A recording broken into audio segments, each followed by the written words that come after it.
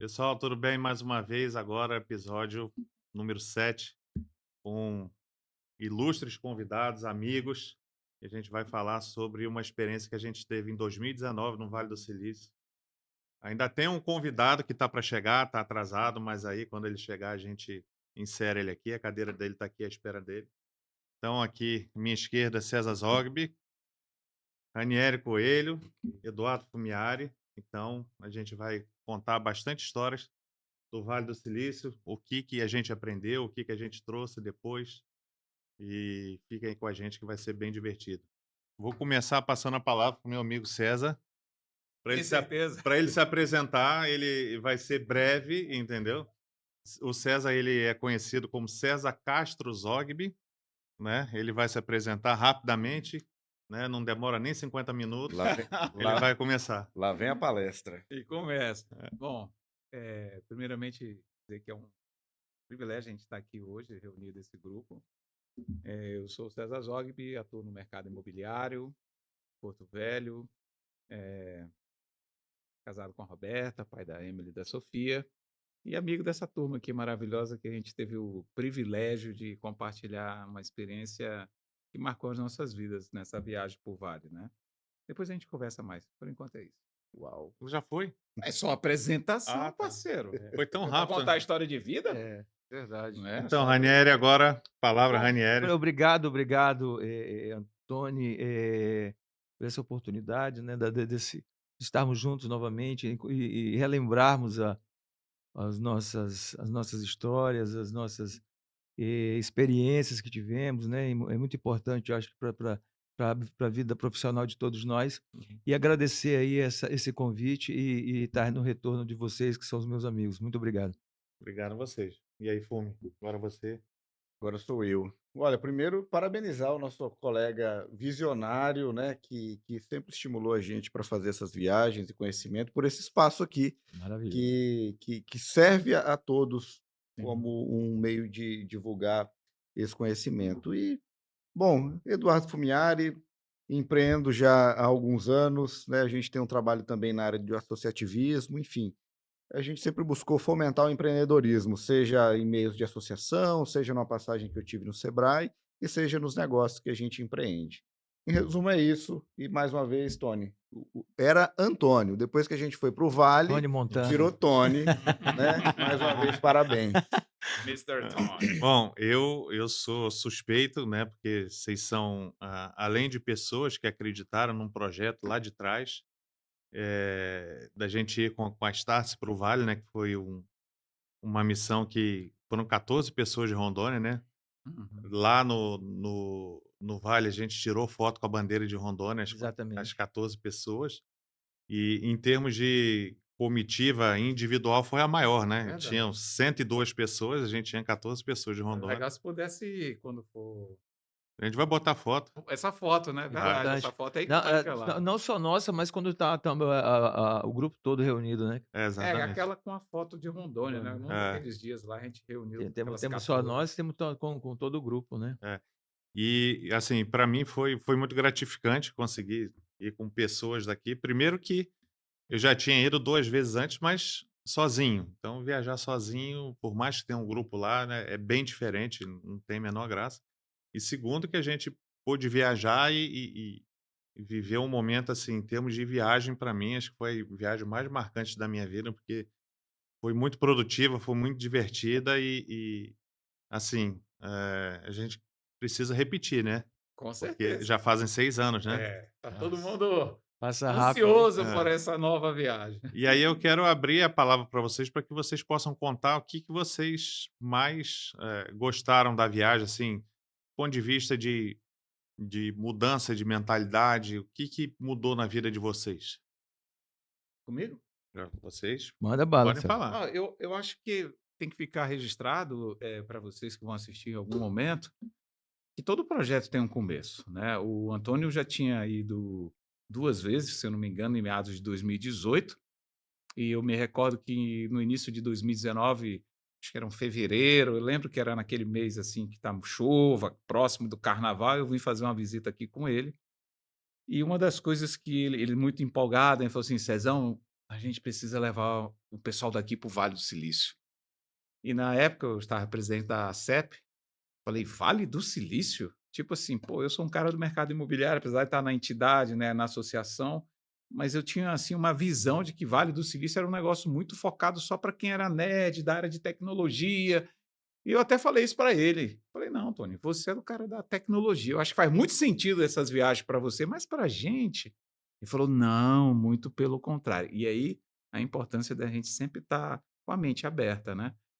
E ele fez assim uma explicação que ressignificou para mim a visão do que era essa missão empresarial. Ele falou assim: essa missão não é para quem era da área de tecnologia, essa missão é para quem tá atento às coisas da tecnologia, independente da área de formação e da área de atuação, porque a tecnologia vai empatar o teu segmento imobiliário, finança, medicina, nananã, tudo. E aí eu falei, faz. Como é que é o curso? Aí ele abriu o computador e pá, mostrou como que era a imersão, que ele já tinha ido 2 vezes. E eu falei assim: "Cara, agora faz sentido para mim. Vamos ver se a gente fecha o grupo". Aí fomos atrás de mobilizar a linha de crédito, Sicoob, convencer, né, vender a Fazer ideia, apresentação. Sebrae, Fecomércio, os parceiros, e ali de fevereiro, março até agosto, mais ou menos, daquele ano 2019, com várias reuniões, já na reta final ainda entrou a Flaviana e tal, Isso, é. E a né, Marta? e a Marta, e aí a gente conseguiu fechar aquele grupo e tivemos aquela experiência que foi, assim, do ponto de vista não só do fortalecimento das nossas amizades, mas de entender um pouco do que o mundo ia se tornar em breve, né, no que tange a IA, a inteligência artificial, né, carros autônomos, toda aquela questão da educação e parte de tecnologia mesmo. Então, assim, a gente volta totalmente transformado. Tem muita coisa que a gente ainda vai conversar, mas a minha visão, quando eu voltei, eu falei assim: o mundo vai mudar rápido de 3 a 5 anos, com o que a gente viu lá nos 5 dias visitando várias empresas. E, de fato, o mundo mudou rápido, porque a gente voltou no final de 2019 e mal sabíamos que 90 dias Exatamente. depois, em 2020, a pandemia, o Covid, ia fazer com que aquela revolução que a gente teve que se adaptar, e a tecnologia, né, que foi antecipada em vários aspectos que impactou a nossa vida. Então, assim, para iniciar, mais ou menos isso, tá chegando aí, ó. Chegou O nosso Guto O Guto convidado já chegou. chega especial. chegando, já vai fazer É. os registros, né? E vem logo para a bancada aqui, porque todo mundo já se apresentou, já está Bota o verdade. microfone nele, Léo, por favor. Tu vai, Chega mas chegando, né, gente? bota o chegando. microfone nele, isso aí. Pois é, César. Legal, legal o seu depoimento, suas visões de Foi o tecnológicas. início, né? De como a gente Uhum, construiu a ideia para depois ir alcançando os outros parceiros, e foram uhum. meses, né? Sabe o negócio que me chamou a atenção lá, que até sai um pouco do mundo da tecnologia, mas entra mais no mundo do ensino, que é a praia do nosso amigo Guto. Quando nós visitamos a Universidade de Stanford lá, a gente percebe como é uma universidade voltada para negócio. Sim. É quase como se fosse algo obrigatório para os alunos, embora não seja, mas está tão enraizado na cultura o negócio de começar a empreender enquanto você está na jornada. Não esperar terminar o curso, se formou, agora eu vou empreender. Agora me tornei engenheiro, agora me tornei médico, agora me tornei administrador. Agora estou com meu diploma, vou empreender, vou para o mercado de trabalho. Não, é nativo lá que você faça isso no período do curso, porque você vai ter uma rede de apoio muito grande dentro desse laboratório que é a própria universidade, e você está mais livre para errar, né? Então, uma das coisas que mais me chamaram a atenção quando visitamos todos os ambientes de inovação, a gente sempre encontrava acadêmicos, e aí, quando teve a oportunidade, de fato, de entrar dentro de Stanford, passar um dia inteiro lá, ouvindo palestras, ouvindo os professores, isso foi algo assim que eu vi que é aquela coisa de não simplesmente se formar para fazer um TCC, uma monografia, passei e aquilo ficar arquivado. Não, é uma vontade de fazer com aquilo que foi o tema do teu curso virar negócio. E todo mundo que está trabalhando está pensando no negócio ao mesmo tempo, está estudando e pensando como é que vai gerar riqueza, gerar dinheiro, gerar emprego, enfim. Isso foi uma das coisas que me chamou a atenção bastante, que foge um pouquinho do trivial, né? Do Vale do Silício, tecnologia, grandes empresas, Uber, Uhum. Google, Apple. Isso foi uma coisa que me chamou a atenção, mas eu tenho certeza que o O professor nessa área é o Augusto Pelúcio, né? O homem agora já tem Vamos passar a editora de palavra para ele livros. se É, apresentar, né? Ele chegou atrasado aqui, o César já chamou a atenção dele, falou mal dele aqui quando você não estava aqui, Guto. Se apresenta e aí já começa também dizendo da sua experiência, o que que você aprendeu no Vale, como é que foi a experiência para ti lá? Bom, primeiro, desculpa o atraso, tudo bom? Para mim foi fantástico a experiência e a coisa que me marcou bastante no Vale foi a diversidade. Eu acho que a gente vê muito se falar sobre diversidade, as matrizes, os pilares do ESG, e o Vale traduz muito isso, de que grupos diferentes geram conhecimentos únicos, e aí conhecimentos únicos geram negócios únicos, que eles geram valor para as pessoas. E quando eu sento numa mesa dessa, é o Vale, porque são pessoas de negócios diferentes, que por uma semana teve um grande impacto de conhecimento, e pelas nossas visões de vida diferente, a gente pôde aprender um com o outro. Então, para mim, esse pilar foi algo que mudou muito. Eu sempre busquei montar times complementares, você pegar uma pessoa com fortaleza num, mas ali eu vi que a pluralidade, ela traz realmente impacto positivo. Dá trabalho você administrar, mas é algo que para mim marcou bastante e é o que eu tenho tentado trazer para o ambiente de negócio e para o ambiente educacional. A gente vive Brasil polarizado, né? Bolhas. Bom, eu acho que uma coisa importante que o César falou, né? Essa viagem em 2019, né? E em 2020 a questão da pandemia. Então, eu acho que nós antecipamos experiências de inovação, experiências de se reinventar, né? Antes da pandemia, né? Que a pandemia, eu acho que foi um divisor de águas, onde as pessoas tiveram que mudar, não só os seus negócios, mas a sua maneira até de viver. E eu acho que nós através do Antônio aqui, do César, que encabeçaram essa viagem, tivemos a oportunidade de antecipar essa inovação, de antecipar essa modernização, de ver fora da caixinha. Eu acho que nós tivemos muita sorte, porque acho que senão a gente teria que aprender depois da pandemia. Ou né? durante, né? Ou durante, e outra coisa, graças a Deus estamos nós todos vivos aqui, né? É. Quantos amigos nós partiram? Então, isso é fundamental importância. A questão de a mesma palestra com cabeças diferentes, né? Cada um de nós aqui tem um ramo como o Guto falou, está num ramo de negócio diferente. Então, uma palavra de uma pessoa só para 5 mentes aqui que entendem na sua maneira e no seu objetivo e no seu negócio. A questão da evolução, de aprender também. Hoje, o SENAC, o SESC que eu administro, tem escola de robótica, entendeu? O primeiro SESC a nível nacional que aplica essa modalidade, que é um curso fora a nossa programação, mas as nossas crianças hoje já têm essa aula de robótica. O SESC também, através de viagens, assim, nós temos hoje biodigestores. Também somos a primeira unidade que tem biodigestores, fazendo com que os nossos resíduos sólidos sejam transformados em gás para nossas cozinhas, e o fertilizante 100% natural que ele é produzido também são doados para as famílias de agricultura familiar. Então, isso aí é bom porque a gente aprende, a gente evolui, e é muito importante a gente estar sempre procurando aprimorar e procurando aprender. Show. Bom, o Fumieri falou um negócio sobre Stanford, né? E assim, eu acho que o diferencial de Stanford é justamente essa pegada empreendedora. E Stanford tem uma coisa em comum, que são histórias de pessoas que começaram a estudar em Stanford, não concluíram o curso, porque lançaram negócios grandes. Um exemplo dos 2 brasileiros, do Henrique e do... Fugiu o nome do sócio dele, que criaram a Brex.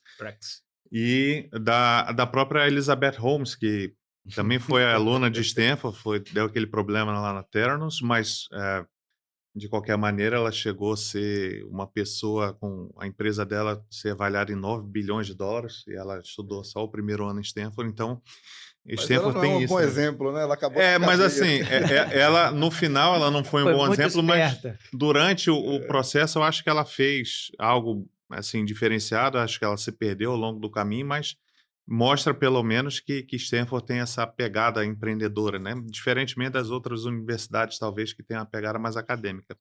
Mas e no negócio de vocês, o que vocês podem falar, o que mudou quando vocês voltaram? O Ranieri falou de várias inovações que foram implementadas aqui. E vocês, alguma coisa mudou que vocês trouxeram para o negócio de vocês? Alguma visão que vocês não tinham? Eu vou fazer uma parte ainda de Stanford, né? Porque a experiência em Stanford, ela, por ser na época ela estava próximo de chegar a 130 anos, se eu não me engano, era 127 quando a gente estava lá. E aquele tour e entender a visão, a mentalidade, né? Como o Fumiari falou, né? As pessoas ali naquele centro de saber, eles estão se desenvolvendo e empreendendo ao mesmo tempo. É uma metodologia diferente, como a maioria das faculdades no Brasil, pelo menos na minha época da década de 90, em que você fazia o curso para depois colocar em prática. Lá não, você já entra praticando e durante a jornada de preferência, que com o ecossistema e a mentalidade das pessoas, ele já saia com o negócio, né, encaminhado e com parceiros. E eu achei muito interessante quando foi falado que naquela época só de prêmios Nobel que tinham saído ali daquela faculdade, se eu não me engano, eram uns 80. Eu acho que era isso. E eu fiquei, caramba, pô, só dessa universidade, mais de 80 prêmios Nobel já foram, pessoas desenvolveram projetos que impactaram, talvez, bilhões de pessoas, né? Vou perguntar aqui para o chat. Já vai olhando aí. E também uma outra coisa da excelência, né? Quando a gente estava no Centro Olímpico, a pessoa falou assim, olha, só de ex-alunos que participaram de Olimpíadas... Medalhistas de ouro tinham mais de 120 medalhas de ouro que eram oriundos dali, daquele centro de excelência. Então você fala, cara, alta performance. E tinha mais medalhas, Stanford tinha mais medalhas do que o Brasil todo. Em toda a história das Olimpíadas, o Brasil não tinha tantas medalhas de ouro quanto só de ex-alunos de Stanford.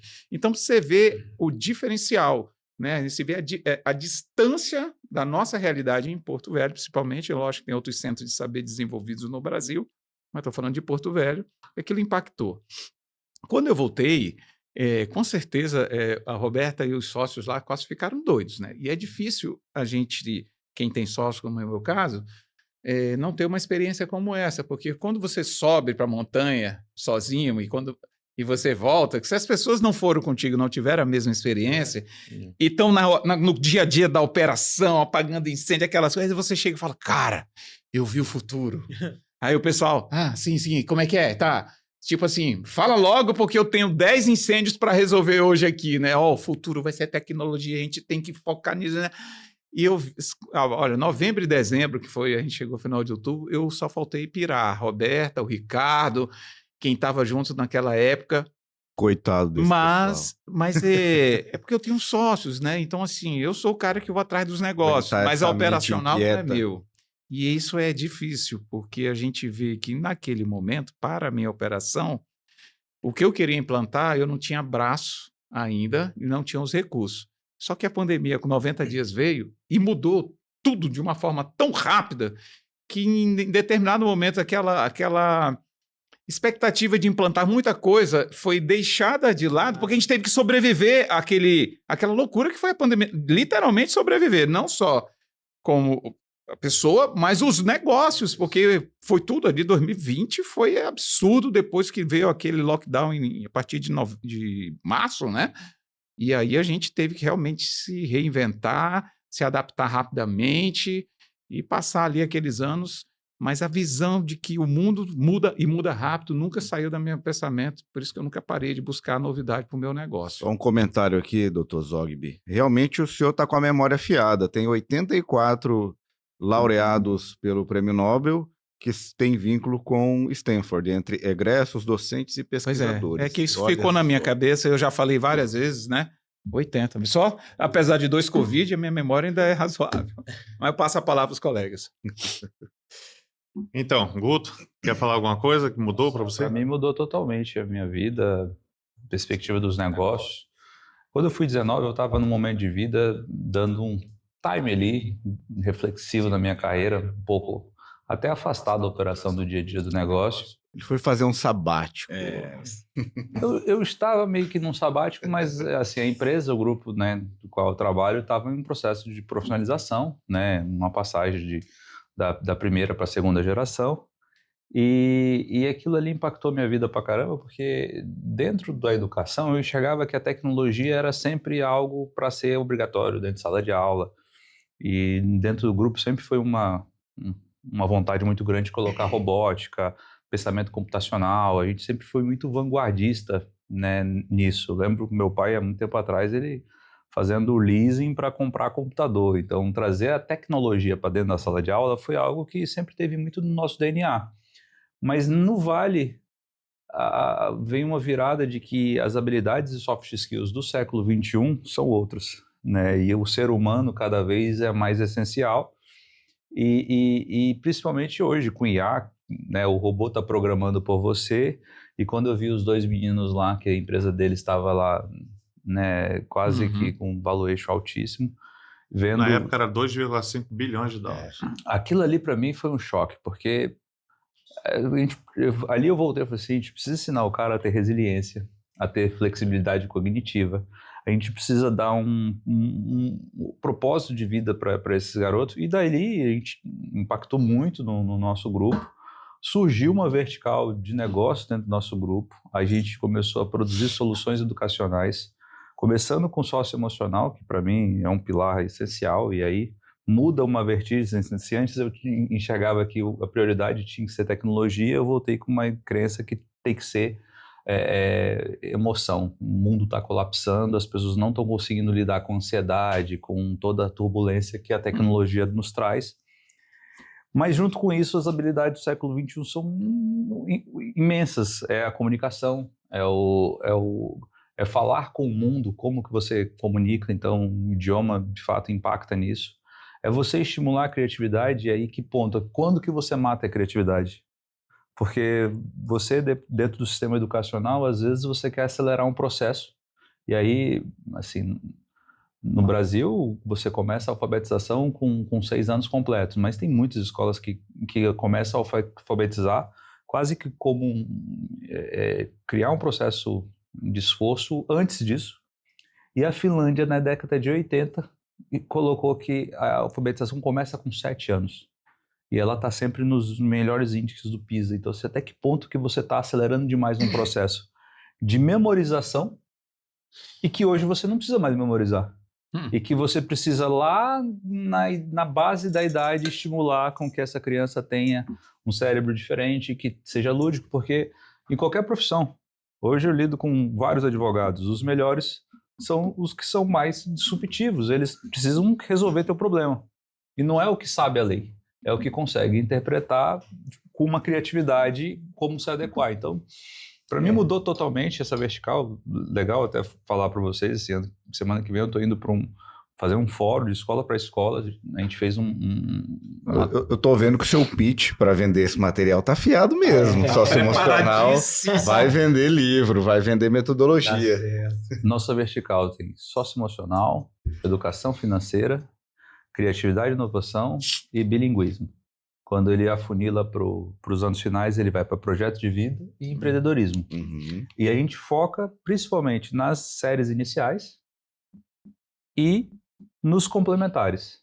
Nessa união, indo para outras escolas, a gente acabou agora de fazer uma parceria né, com outro método. Então, a gente está presente em 100 escolas pelo Brasil e buscando dobrar esse número para o ano que vem. Então, é algo que de fato impactou bastante até isso dentro do Vale. Eu tinha uma vertente de uma limitação muito geográfica para o negócio nosso de atuação. E a tecnologia permite hoje a gente conseguir entrar com conhecimento em muitas mais escolas de um outro modelo, né, de negócio. Eu acho que tem isso também. Partnership. Depois do curso eu pude fazer até pela Startse o curso de partnership e muito que se fala aqui do pós-pandemia se dá a transformação digital e a transformação de modelos de negócio. Então muitos negócios quebraram porque não modernizaram como remunera, como contrata, como bonifica. Então, eu acho que isso é fundamental na transição do velho mundo para o novo mundo. Ainda tem um detalhe, né? Que muitos negócios quebraram porque o modelo de negócio não foi atualizado. Isso. Então, aí, em 2006, eu esqueci, mas foi um prêmio Nobel que falou que o que te trouxe até aqui não é que vai te levar adiante. Né? Isso em 2006. Mas imagine 19 anos depois o quanto que isso não impacta. Mas do ponto de vista pós-Vale do Silício, né? No negócio de vocês, e hoje, com o que vocês têm, a gente passou ali a pandemia que ninguém estava preparado, ninguém esperava, não tinha nenhum país ou qualquer pessoa preparada para aquilo.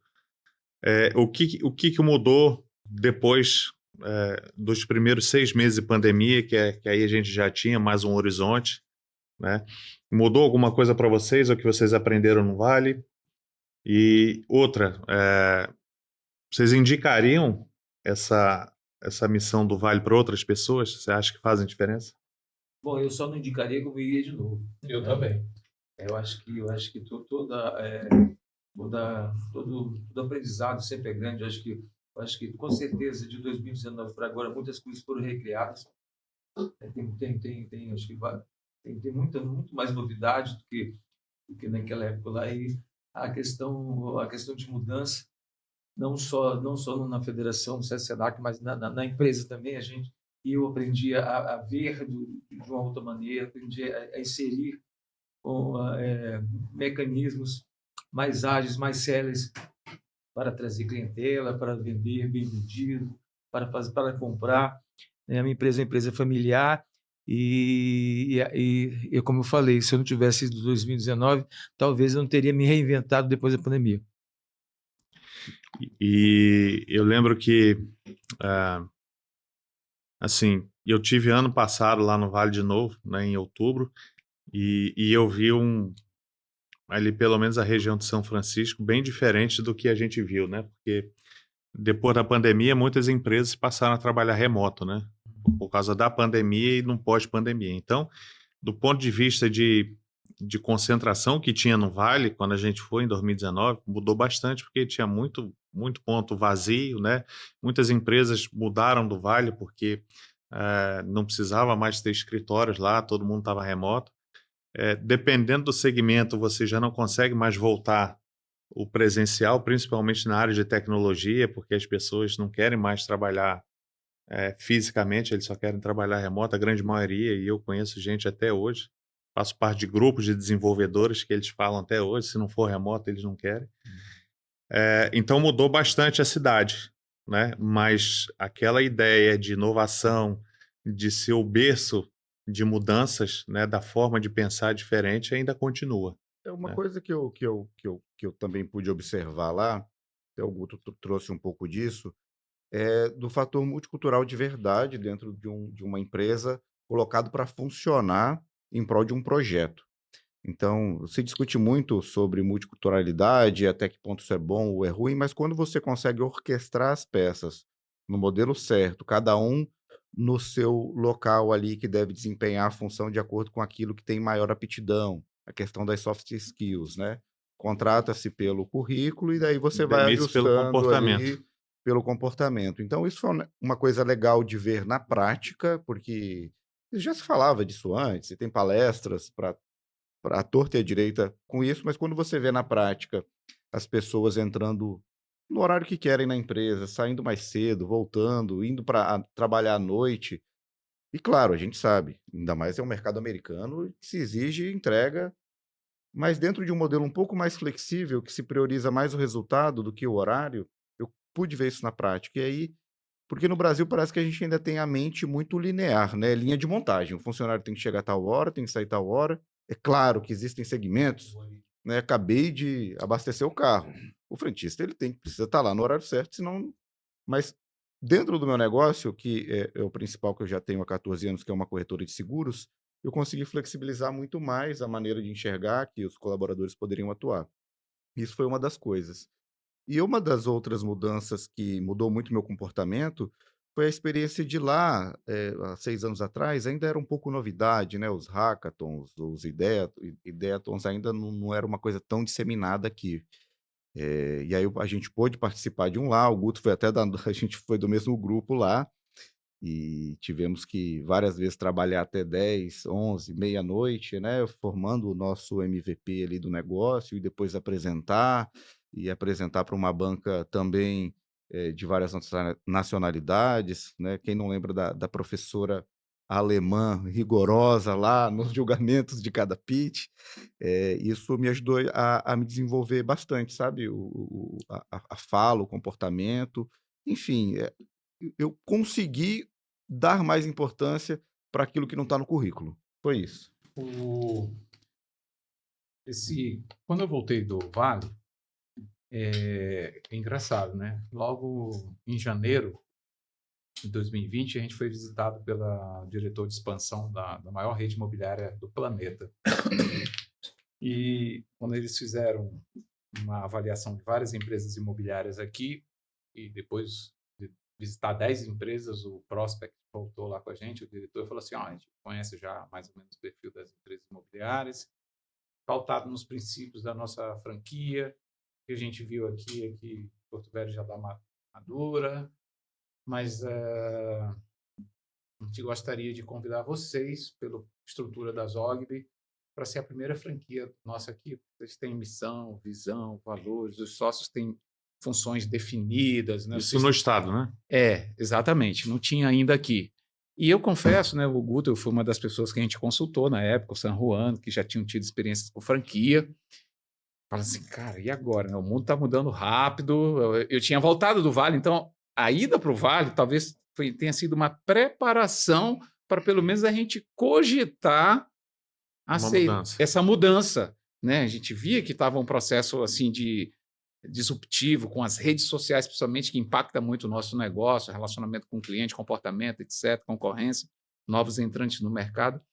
Mas a ida para lá, ela foi assim determinante para estar numa visão maior de que as ferramentas, os processos, a estrutura, a cultura organizacional, ela é muito forte e você tem que aprender como fazer isso dentro da tua estrutura. E a gente, apesar de ser uma empresa que era muito bem conceituada na época, eu sei que a gente estava ficando para trás. Então, quando a franquia chegou e que apareceu a oportunidade, a gente reuniu, a gente discutiu, a gente sabia que não ia poder operar mais com o nome da Zogby, tinha que mudar o nome, então foi uma decisão assim que foi muito por causa do brand, né? Porque a franquia não permitia que fosse associado o nome Zogby por um modelo, então aquilo ali pegou muito para a gente, mas a gente falou assim, não, vamos surfar essa onda, que eu acho que a gente tem mais a ganhar entrando do que a gente não entrando, por causa do aprendizado. E foram 5 anos de contrato que realmente a gente pôde entender que o mercado imobiliário, as fronteiras, a gente saiu da bolha de Porto Velho, uma pequena província ainda, com 500 mil de habitantes, e entramos numa rede mundial, líder do mundo, e ali a gente teve aprendizados que, ao sairmos agora, a gente não é mais, a gente nem era a Zogby antiga e não somos mais a franquia, porque a gente não está mais, não pode mais nem citar, não falar nada, só que nós somos outra coisa hoje, porque o que a gente aprendeu, Fumi, é algo Perfeito, mas extraordinário. o que eu vejo é que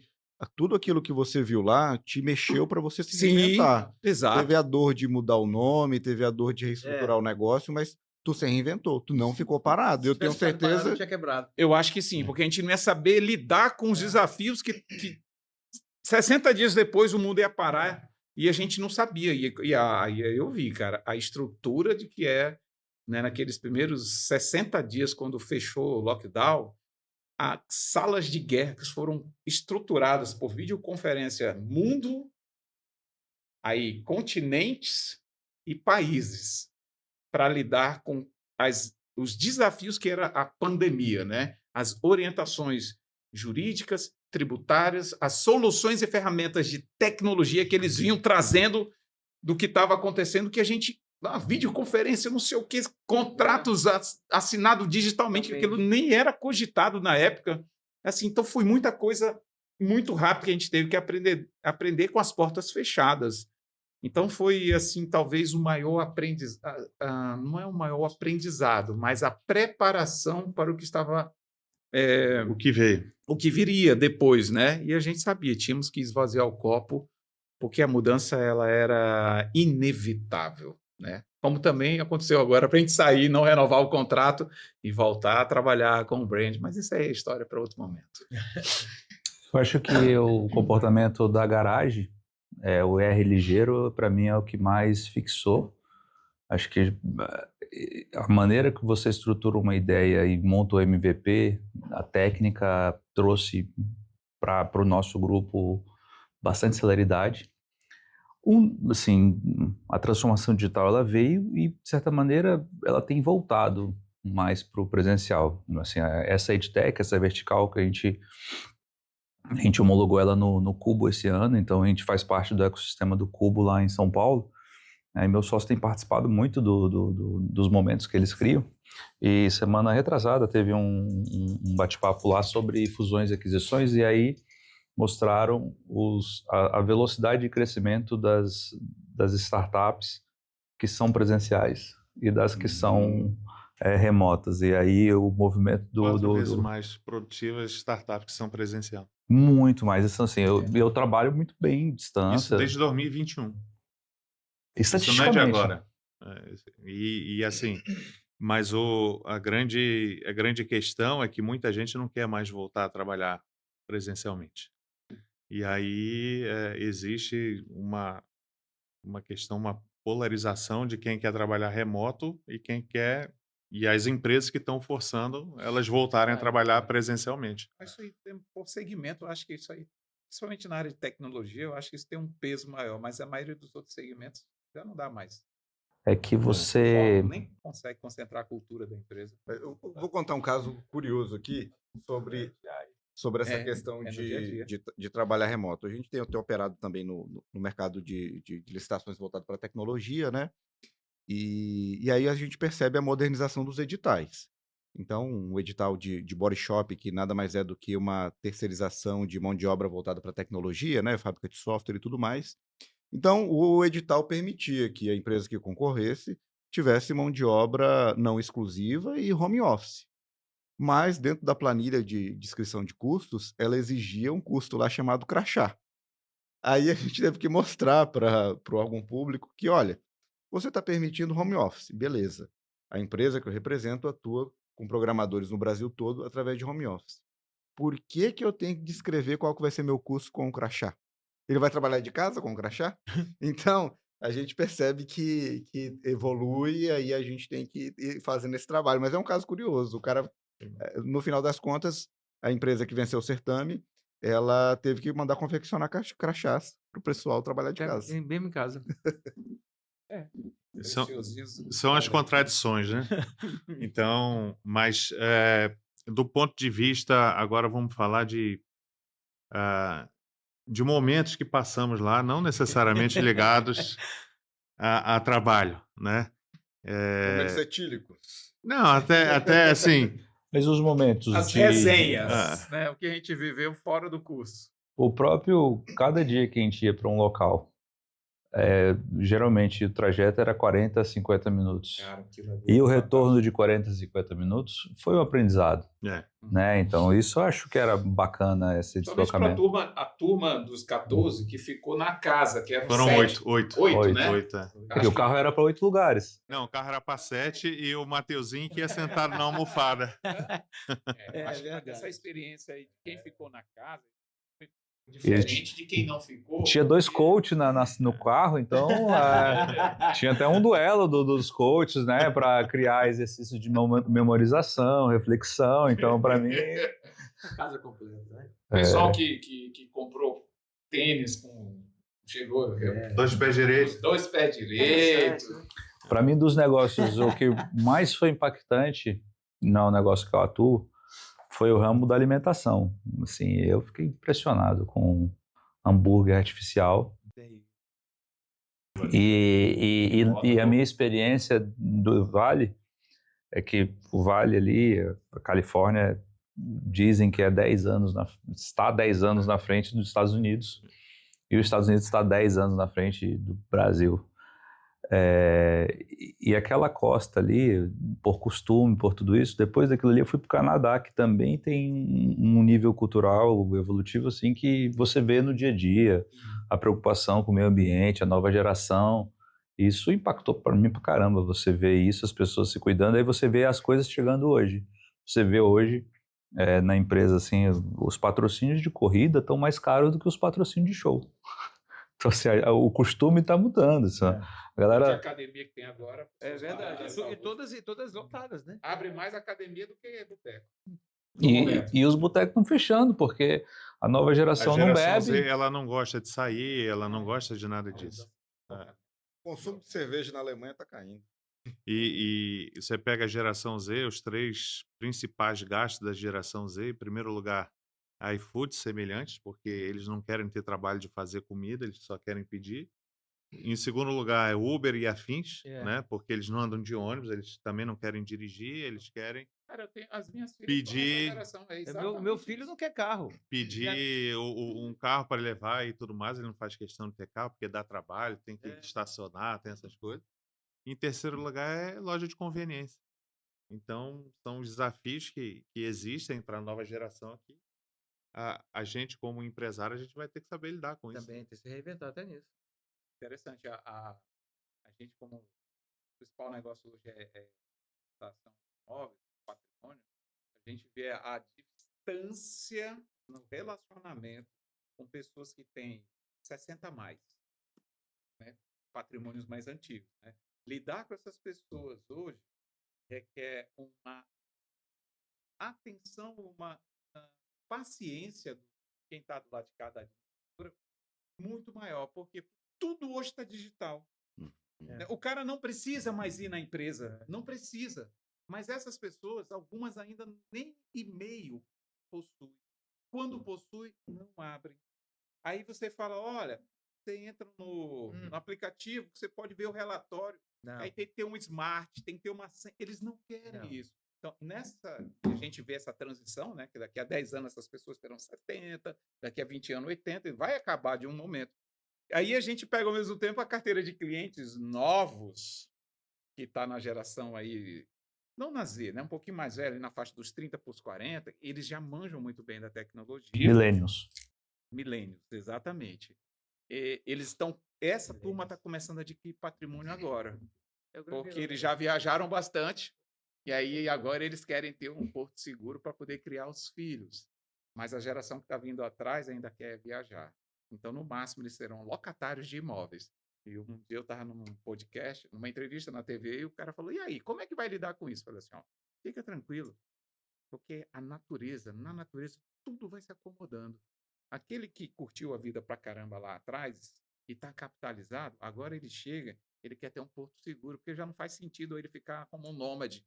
Aí ele começa a construir imóvel, porque no meu segmento, né, é algo mais sólido. Esse cara vai produzir produto para aquela geração que está vindo agora, que não quer ter um imóvel próprio, ele quer curtir esse imóvel aqui, o outro ele vai locar imóveis, porque eles precisam morar em algum lugar.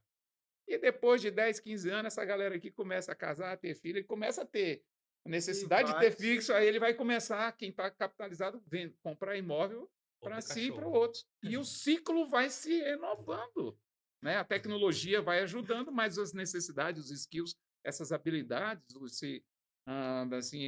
dentro da pirâmide de Maslow, a necessidade a gente ter onde viver. Rapaz, ele entrou agora na pirâmide de Maslow. Onde nós vamos parar? Eu dei aula sobre isso, né? Mas- Tem meu aluno aqui que hoje já é um mestre. Mas Mas eu queria, enfim. eu queria chamar a atenção para um ponto, e aqui, de novo, o nosso entusiasta, o nosso incentivador, que são essas viagens de negócio. Todos nós temos os nossos momentos de férias, de lazer, mas viajar com uma turma de amigos diferente. é diferente. E viagem de negócio, gente. Eu acho que a gente precisa de cada vez mais trabalhar essa cultura no Brasil, de que seja para ir para São Paulo, para Santa Catarina, para o Amapá, enfim, para qualquer estado, você vê como é que está o ambiente de negócio, trazer novidade, fazer intercâmbios com outras regiões do país, mas essencialmente também fora do país, porque o Brasil ainda no ranking dos países, ele é um dos mais fechados para a economia externa, né? A gente continua sendo exportador de commodity. País índio. Enfim, Oi? É um país de índio. É um país de índio, É. de minhoca, todo mundo é da terra, né? Você quer ficar aqui e só trocar com o estado vizinho e olhe lá. Mas reforçar isso, né? Que o Tony sempre nos incentivou, sempre trouxe outras opções para que a gente pudesse viajar junto, em viagens de negócio. E, claro, a gente tem os momentos etílicos ali, né? E aí esses momentos também fortalecem a amizade, porque sem esses momentos também, como é que a gente ia ter feito hoje, 6 anos depois? As rodadas de network em grupo tinha sempre um happy hour. Lá quando... Exatamente, né? Tinha um Criou uma participante cultura lá depois, até que tem que ele se sabia reunir falar mais. algumas palavras em inglês. Tinha uma palavra que ele aprendeu muito rápido, que era shot. Shot, É né? verdade. Sem nome, mas uma pessoa que aprendeu Tem muito muita bem. coisa, tem muita coisa que passa. Depois de muito shot, ele já tá falando inglês fluente. Exatamente. Ai, Mas eu não sei se você se lembra, depois quando a gente voltou, teve um outro episódio também, né? Que foi quando a gente conseguiu Trazer. convencer o Fábio e o Felipe para virem aqui Sim, legal. em Rondônia, né? Eles vieram aqui em Até Porto Ariquemes a Velho, gente levou, né? Ariquemes, e também Como é que fizeram a veio logo a apresentação. pandemia? Como a pandemia aconteceu logo em seguida, então, e a gente teve que mudar muita coisa, parece que criou uma ruptura ali do que a gente pretendia é. desenvolver, né, para Também. disseminar mais isso, e aí acabou que dispersou um pouco, né? É, mas assim, consegui trazer essas duas pessoas que têm muita experiência no Vale do Silício para falar aqui, né? Eles foram lá no Sapiens, né? E também na Acho que é São Lucas, São né? Lucas, né? Foi. E Unopar, né? Que era. Foi numa dessas duas. não, no São Não, Lucas. lá na Ubra, né? Não, é lá em cima. E nas duas faculdades estavam casa cheia, né? Sim. Para escutar É eles um falando, tema que né? atrai muita gente. Naquela época já atraía, imagina hoje. No ambiente de agronegócio, que foi o tema do rapaz que veio, que eu esqueci, né? Fábio. É o lugar que mais dá certo, porque o tomador de decisão, ele vê muito rápido o resultado Sim. da implantação da tecnologia.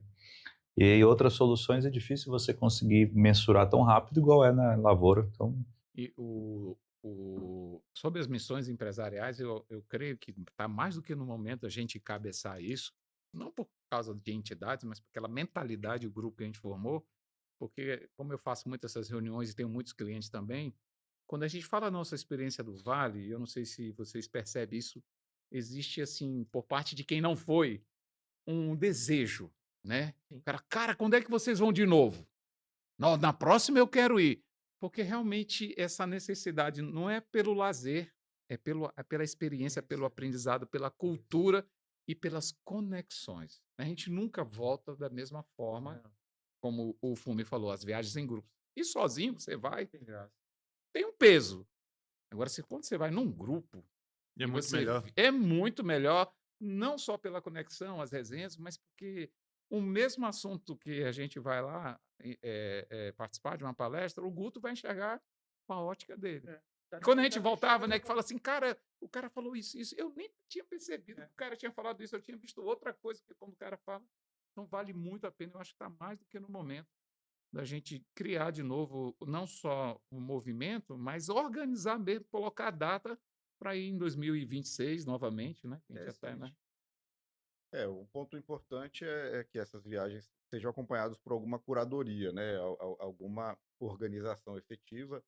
Nós tivemos essa com a Starks, né? Enfim, tem Sim. N empresas que fazem isso, porque aí você vem com um roteiro muito mais de quem tá lá que vai montar para você, né? O aproveitamento é muito melhor. se for para os Estados Unidos, tem que ir logo, antes que casse o visto de todo mundo, porque tá numa briga aí que... Se não tiver renovado, aí dá as coisas, né? Não, Vai então ficar tá mais caro caçando pra o ir. visto de todo mundo, vai ser difícil ir. Agora, interessante, eu tô indo para lá, para o Texas, daqui 2 semanas, daqui 10 dias. Dia 2 eu vou para lá.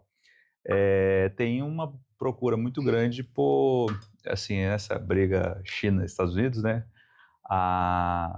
O chinês, ele parece ali com os asiáticos. E os asiáticos, eles estão sendo muito hostilizados nas universidades. E 10% dos imigrantes americanos são asiáticos. Então o sistema educacional americano está demandando mais e está mais fácil você criar contextos educacionais por esses lugares, porque está faltando alunos. Os asiáticos não estão mais indo por conta dessa Eu acho que ele tá hostilização. indo vender livro Nos Estados Unidos Ah. agora, olha aí.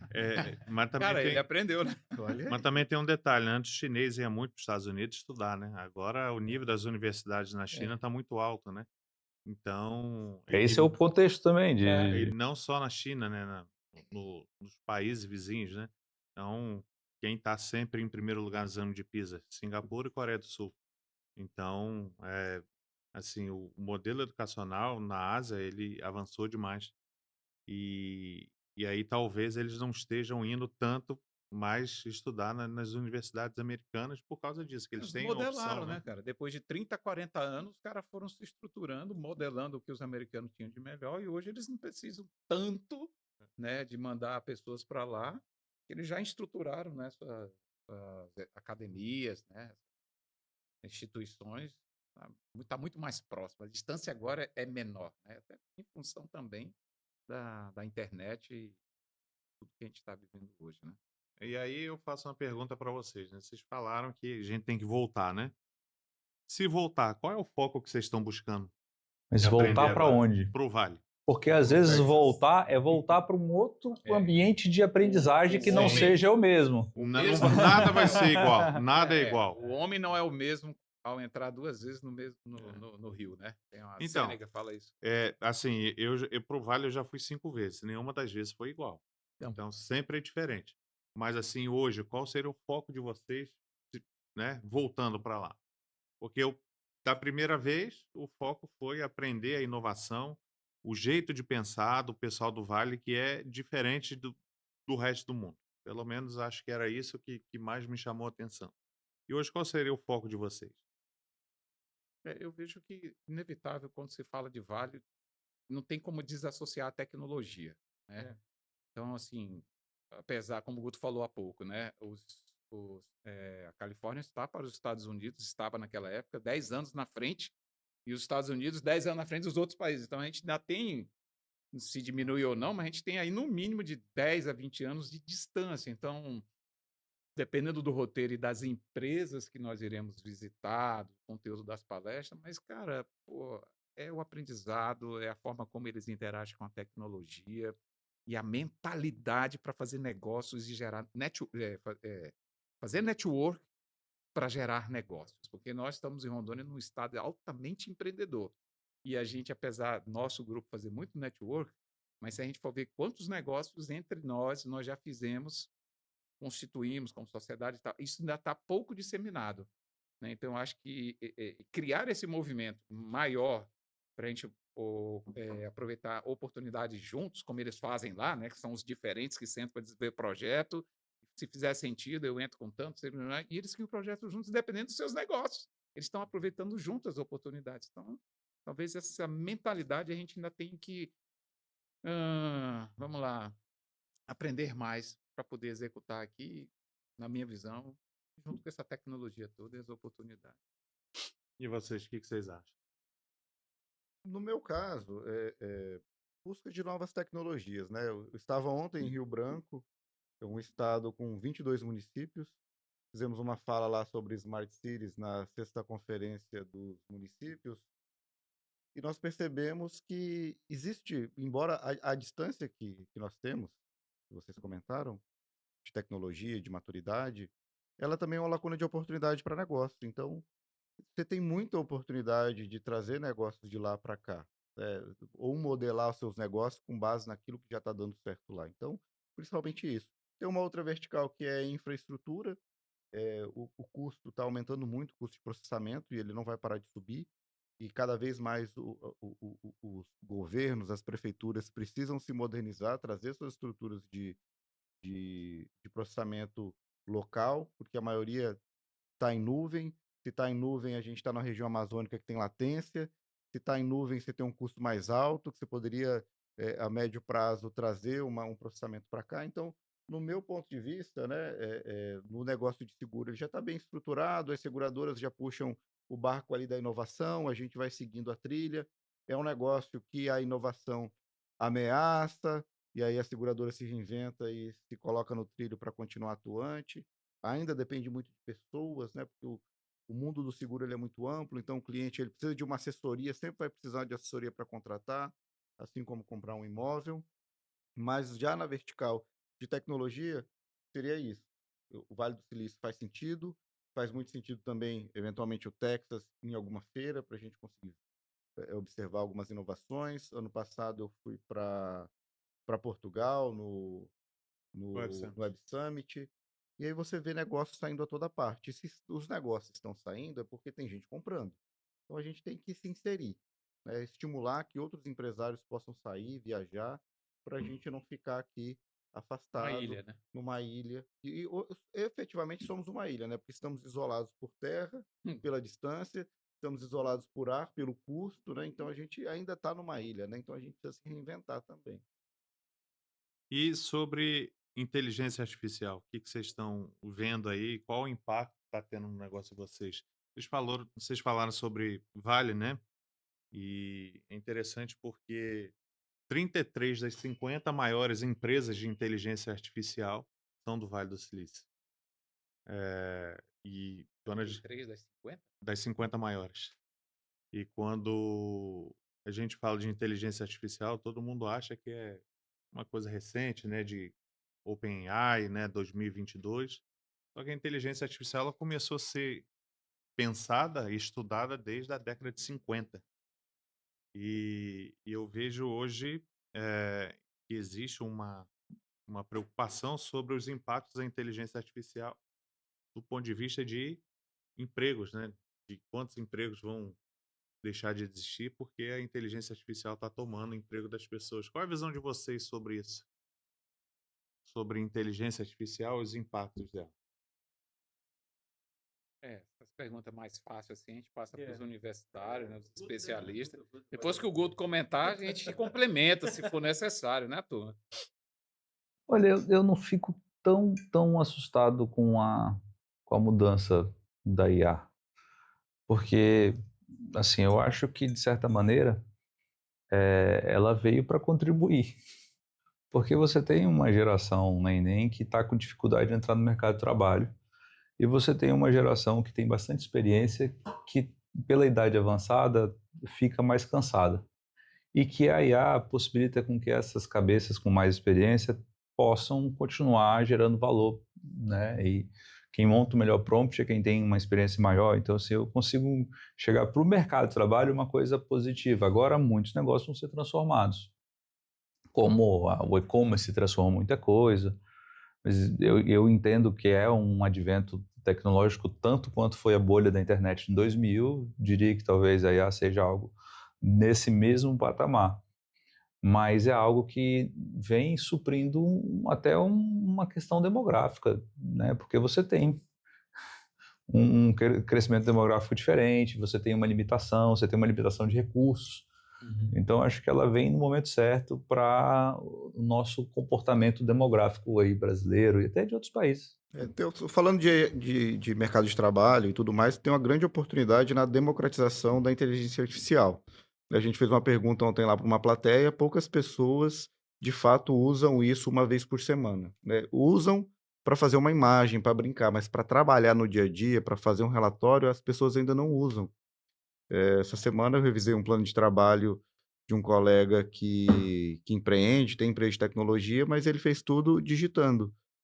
E, poxa, ferramenta artificial para preencher um plano de trabalho é a melhor coisa que tem, né? Para você aprimorar, melhorar, trazer mais ideias. Então, tem grandes oportunidades de negócio em ferramentas que vão democratizar isso. Hoje, eu acho que a maioria de vocês pagam aí pelo menos $20 por mês para ter uma ferramenta de AI, outros pagam mais. Você tem uma que é $120 por mês, que é o ChatGPT Pro. 200 200 Dólares? dólares por mês. Então, assim, existem oportunidades de negócio. Uma das empresas que a gente representa, que é uma empresa de aplicativos, a gente está terminando de modular como nós vamos manter o nosso robô, né, a nossa inteligência artificial sob controle, porque a gente vai oferecer isso para governos, prefeituras, para que a população possa usar. E aí, se o aplicativo é de saúde, eu tenho que ter um ambiente muito controlado para aquilo não dar dicas erradas, né? Se o ambiente é tirar dúvidas sobre o funcionamento de algum serviço público, eu tenho que ter aquele ambiente controlado dentro de um prompt para que a ferramenta também não alucine. Então, existe muita oportunidade de negócio. É isso que eu vejo. Que vai ameaçar emprego? Até que ponto? porque na medida que ameaça, abre novas oportunidades, né? Mas eu vou fazer uma coisa. É assim, Quero ver a IA, para mim, como um assistente pessoal, ela me proporcionou usar a minha criatividade de um jeito que há muito tempo eu não conseguia, por não ter pessoas para fazer aquilo que eu gostaria de fazer na velocidade, de estruturar ideias. Eu tenho muitas ideias, né? Lógico que o Guto até música ela já criou, mas eu vejo assim, eu já estou com 55, vou fazer 55. Então, na natureza dos meus negócios, né, que é nessa área de serviços, para um cara como que é o empreendedor, que ele se propuser a usá-la para poder, vamos dizer assim, trazer respostas mais rápidas de criação de estrutura, de informações, uma série de coisas pertinentes, não só à vida dele, mas também ao negócio dele, cara, agiliza demais. Porque a gente sabe que tem uma deficiência de mão de obra, não sei, no segmento de vocês, que é o neném que o Guto falou ainda agora, que a gente contrata as pessoas hoje, mas elas, mesmo com tanta informação, eles não têm, muitos têm dificuldade de raciocinar. E tem pouca vivência, né? Eles têm muito conhecimento, mas têm pouca vivência. Então, isso ajuda demais até para a gente treinar pessoas, orientar melhor. Então, é um uso, para mim, que tem sido maravilhoso. Assim, apesar de ser corretor de imóveis, mas eu vejo muito corretor ainda com pouca utilização da IA. A gente pergunta, eu acho que é preocupante, porque as pessoas perdem, como o Fumi falou, muito tempo fazendo coisa ainda manual, que ela praticamente em segundos já traz a estrutura. Agora, é o que perguntar, como perguntar e depois fazer as correções, né? Porque não traz 100%, né? Mas são adaptações, cada um na sua, né? Minhas filhas, no projeto de faculdade delas, estão criando uma IA, né? Então, já é uma outra geração que já está saindo, por causa do curso delas, com IA pronto. Então, elas já estão no outro nível. Mas a nossa geração tem que saber como utilizar, né? E também tem um detalhe, você falou isso, César, mas antigamente, né, as aulas ela tinha 50 minutos por uma questão, foi feito um estudo, 50 minutos você conseguia se concentrar naquele assunto, e aí depois trocava o professor, trocava a matéria, e aí a vida continuava. E hoje foi feito um estudo, quer dizer, hoje não, recentemente, que o tempo de concentração, não só dos alunos, mas também dos adultos, hoje, de 50 minutos caiu para 1 minuto e 57. Todo mundo virou peixe. Então, Absurdo, né? ninguém mais consegue se concentrar porque é o tempo todo olhando o celular, é o tempo todo chegando notificação. Isso é Então, uma prisão, o cara. foco, né, o ser humano hoje, dificilmente ele consegue manter o foco por muito tempo.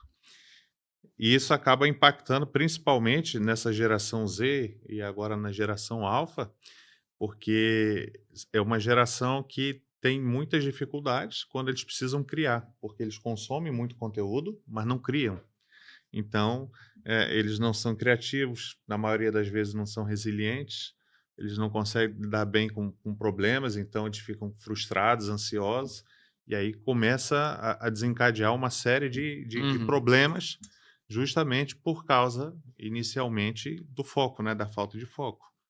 E aí é que a gente precisa agora, pelo menos com a inteligência artificial, que ela está ali à disposição nossa, pelo menos o foco pode aumentar um pouco mais, né? Isso é verdade. E aí, para a gente finalizar o nosso bate-papo aqui, a gente falou de vários aspectos que foram marcantes e importantes na nossa vida após Vale do Silício. E talvez agora seja a hora da gente firmar o compromisso, né, do mês e do ano para voltar lá, né? Só marcar. Eu tenho vontade de conhecer um lugar que o ambiente seja mais favorável a negócios, assim. Até porque, de certa maneira, quando a gente vai olhando outros lugares, você tem no Brasil um aspecto regulatório e uma dificuldade de infraestrutura, tudo isso.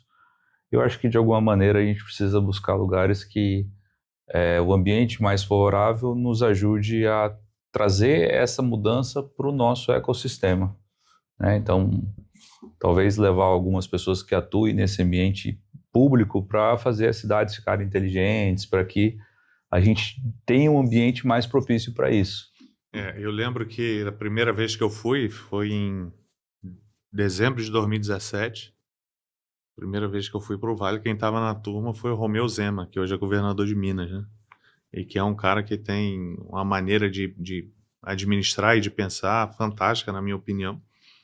E aí, talvez se a gente conseguisse levar, né, algumas pessoas chaves para eles, né, quem sabe, né, são impactados da mesma forma como o Romeu Zema foi, né? Então fica aí o desafio, né? Talvez convencer essas pessoas, né? É porque a tecnologia ela faz sentido a partir do momento que ela melhora a vida das pessoas. Eu acho que é isso, né? Se é para cidades inteligentes, enfim, independente da temática, ela tem que melhorar a qualidade de vida das pessoas, né? Deixar a gente, porque o Guto está trabalhando essa questão da educação socioemocional, sabe como as pessoas estão no limite, no limite, no limite. E se a gente usar a tecnologia só para distração, a gente vai para um caminho tenebroso, né? Então a gente precisa ser um vetor. E eu acho que é isso. Eu acho que esse bate-papo aqui, ele reforça para que as pessoas que eventualmente estejam assistindo se programem, assim como se programam para sair de férias, se programem para fazer viagem de negócio. Não dá para fazer todo ano? Se programa para 2 anos, para 4 anos, sabe?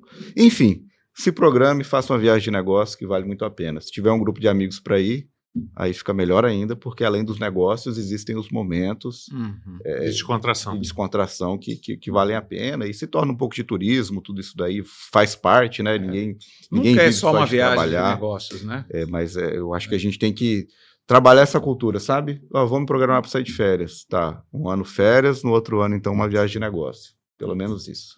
Eu penso que o Brasil ele é tão rico, né? E existem ecossistemas assim gerando que tem muita sinergia. Pensando assim, nós estamos em Rondônia, né? Com exceção de raras pessoas, a maioria possui negócios em Rondônia e em Porto Velho. Então existe sim a oportunidade de ir para um grande centro que envolva tecnologia como o Vale do Silício, ou talvez, quando você falou que estava vindo para Orlando, Miami também, um hub mais para cá, por causa de posta, algumas coisas. Eu acho que a gente tem que estar criando aí, vamos dizer assim, de forma intencional, uma estratégia para ir para lugares onde, de fato, a gente não possa só ir buscar conhecimento, mas também a gente possa trazer parceiros de lá para vir para cá, dentro do movimento Porto Velho Invista Aqui, né? Porque às vezes a gente vai nos lugares que tem centro de saber, mas tem centro de riqueza. E o que a gente só vai buscar conhecimento, talvez trazer umas parcerias, mas assim, cara, quantos de investidores vocês conseguiram trazer para... Vocês venderam a tua cidade, a tua economia? Porque o que vai fazer a nossa cidade crescer, prosperar, enriquecer é se entrar dinheiro aqui.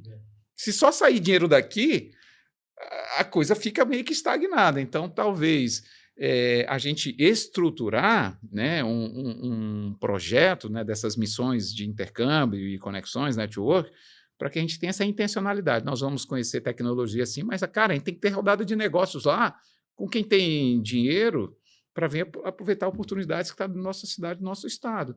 E aí, não é só nos Estados Unidos. Às vezes a gente está aqui 3 horas de viagem, 4 horas de viagem para São Paulo, que tem ali o Centro Financeiro do Brasil ainda, e a gente pouco está fazendo isso também aqui dentro do Brasil, né? Porque a gente está isolado, como somos uma ilha. Então, fazer dessas viagens, não só internacional, mas essas missões empresariais nesses ecossistemas do Brasil, que a gente possa trazer também essas oportunidades de investidores para cá. E por fim, eu acho que vocês vão me apoiar, mas eu gostaria de fazer uma homenagem ao nosso amigo Roberto. Eu estava esperando, não Que ia ficar. ele foi com a gente, esteve na casa com a gente. Era uma pessoa ímpar, um jeito assim, era um cara fora de série e que infelizmente, né, nos deixou por causa de complicações da Nós pós-Covid. viajamos com o filho dele, né? Com Pedro Roberto. Figura. E assim, fica aqui o nosso registro de homenagem, porque sempre que a gente fala dessa viagem, a gente fala várias vezes, a gente lembra do Roberto, né? E do quanto que Carinho, né? o quanto que ele, assim, adicionou de histórias pra gente, né? Ele era tão diferente do grupo, tão diferente, por isso ele se tornou uma pessoa icônica, né? E ele era uma pessoa, assim, mais do campo, do negócio de fazenda, e totalmente avessa à tecnologia, né? Eu lembro que ele, num evento que a gente estava lá numa aceleradora, ele virou pra gente e falou assim: eu não sei nem o que eu tô fazendo aqui. Minha mulher que Porque me colocou. Minha mulher que me colocou, porque nem e-mail eu tenho. Não, e alugou uma moto, né? Sem falar inglês. Sem nada e foi bater em casa, né? Pois é, Muito louco. e sem internet. Sem internet. Sem internet. Ele parava, Parava, olha. guardava o mapa na cabeça, parava num lugar, pegava o Wi-Fi, atualizava o mapa na cabeça dele. Cara, que legal. Então, Robertão era o Roberto foi uma pessoa. Mas você assim, passou a usar cinto na calça depois que... que... Aqui, pô, tô até usando. É hoje, olha aí. Tá usando o cinto por causa do E- Robertão. Mudou o comportamento. E o Roberto foi, assim, eu gostaria de registrar essa homenagem para ele, porque ele é uma pessoa que, assim, de vez em quando Merece. eu lembro dele, de histórias dele, e infelizmente ele não pode voltar com a gente, né? Mas fica aqui o registro Parabéns. da Justa pessoa- homenagem. da pessoa incrível que foi o Roberto e o filho dele, a gente conheceu, né? Também Hã? tem muito do Gripe? estilo dele. Passou Pegou o bem. gripe na moto Foi. e passou a É. gripe para todo mundo. Foi uma das coisas que eu não vou esquecer do Roberto é no primeiro dia que nós chegamos, que fomos lá para aquele outlet, e aí ele tinha que pegar a moto, né? É. E aí, quando ele descobriu que a gente tinha ido pro lado oposto da cidade, Ele tava que a 50 gente não quilômetros. podia ir junto com ele, aí o Tony pediu um Uber. É. E a gente estava todo mundo espalhado lá, aquele outlet tão grande, né? Aí eu estava junto com o Tony na hora que a gente foi levar o Robertão até o Uber, né? E aí a motorista, parece que ela falava espanhol, né? Não, a questão não foi essa, porque a gente estava longe. Sim. E já era quase 3 O horário para ele pegar a moto, né? Tinha que mulher pegar não até as chegava. 5 horas. E aí eu falei assim, Roberto, olha só, o Uber tá dando aqui, cara, 80 e poucos dólares para você ir para lá. Tem um Uber aqui que é compartilhado, vai mais gente contigo, mas é só 50 dólares. Aí ele falou assim, não, pode pedir esse aí mesmo, que o outro tá muito caro. Eu falei, tá bom, aí eu pedi, né? Ele nunca chegava. Né? E aí, uma hora depois, ele me manda um áudio, dá 0 para essa motorista, porque a cada hora que eu vejo aqui no mapa aqui que já tá chegando, Ela sai da rota. ela recebe uma mensagem aqui, sai da rota e volta para meia hora de novo. Aí ele ficou bravo É com ela. verdade. Botou- Ele ligou pro Brasil, pro filho dele falar com a mulher, porque ele não conseguia se comunicar com ela. Fala com ela que eu tenho horário. Aí eu vou perder o horário de pegar a moto, rapaz. Caramba. Então, Uma assim, figura. infelizmente, se a gente voltar, a gente É. não vai Não, conseguir. não. Mas quem sabe a gente convence o Pedro aí de novo, né? Porque Boa, filho dele. o Pedro lembra muito o pai, Sim, né? até o jeitão. É o jeito, então... Eu acho que também a gente tem que destacar também o apoio que foi para que essa primeira missão, o Sebrae, Sim. a FEComércio, as entidades, né? O Cicobi, quem mais? A CEP, né? Que na época eu estava presidente.